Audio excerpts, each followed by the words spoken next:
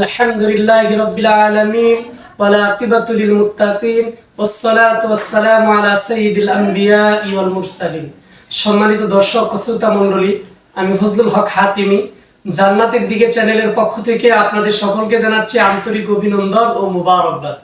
আজ আপনাদের সামনে হাজির হয়েছি আয়াতুল কুরসি নিয়ে। কিতাবের নাম বুলুগুল মারাম, ৯৭ নম্বর হাদিস। قال رسول الله صلى الله عليه وسلم من قرأ آية الكرسي دبر كل صلاة مكتوبة لم يمنعه بدخول الجنة إلا الموت। রাসূল আকরাম সাল্লাল্লাহু আলাইহি ওয়াসাল্লাম বলেছেন, যে ব্যক্তি ৫ ওয়াক্ত ফরজ নামাজের পর আয়াতুল কুরসি পাঠ করবে, আল্লাহ রাব্বুল আলামিন তাকে মৃত্যুর পর সাথে সাথে জান্নাত নসিব করে দিবেন। এই হাদিসের মধ্যে বলা হয়েছে যে ব্যক্তি ৫ ওয়াক্ত ফরজ নামাজের পর আয়াতুল কুরসি তিলাওয়াত করবে, আল্লাহ রাব্বুল আলামিন তার মৃত্যুর সাথে সাথে তাকে জান্নাত নসিব করে দিবেন। অর্থাৎ তার মৃত্যুই হচ্ছে জান্নাতে যাওয়ার জন্য বাধা বা প্রতিবন্ধক। আয়াতুল কুরসি এটি এমন একটি মহামূল্যবান আমল, যে ব্যক্তি নিয়মিত ৫ ওয়াক্ত ফরজ নামাজের পর আমল করবে, সে মৃত্যুবরণ করার সাথে সাথে আল্লাহর তৈরি জান্নাতে সে প্রবেশ করবে। তাই আমরা ৫ ওয়াক্ত নামাজের পরই চেষ্টা করব ইনশাআল্লাহ এই আয়াতুল কুরসি পড়ার জন্য। তবে আমরা যারা আরবি আয়াতুল কুরসি আরবিতে মুখস্থ করেছি, আমি এখন আয়াতুল কুরসি মস্ক করব। এই মস্ক করার মাধ্যমে আমরা যারা আরবি পারি আরো বিশুদ্ধ করে নিব। আর যাদের মুখস্থ হয়নি, ভিডিওর স্ক্রিনের মধ্যে আয়াতুল কুরসির বাংলা উচ্চারণ দিয়ে দিব, এখান থেকে শিখে মুখস্থ করে নিব। আউযু বিল্লাহি মিনাশ শাইতানির রাজীম। বিসমিল্লাহির রহমানির রহিম। আল্লাহু লা ইলাহা ইল্লা হুয়াল হাইয়ুল কাইয়্যুম لا تأخذه سنة ولا نوم له ما في السماوات وما في الأرض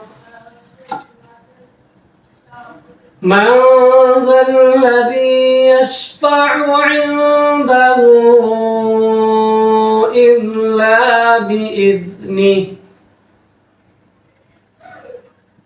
يعلم ما بين أيديهم وما خلفهم ولا يحيطون بشيء من علمه إلا بما شاء وسع كرسيه السماوات والأرض لا يؤوده حفظهما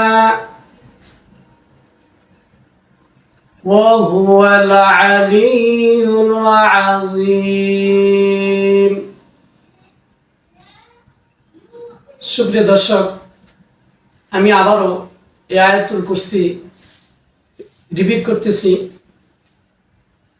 আমরা সাথে সাথে মস্ক করার মাধ্যমে শুদ্ধ করার চেষ্টা করব। আল্লাহু লা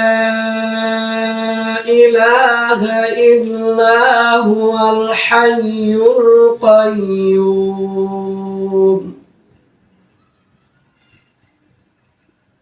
لا تأخذه سنة ولا نوم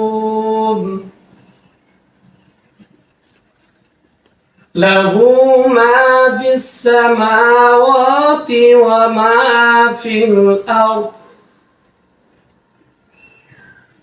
من ذا الذي يشفع عنده إلا بإذنه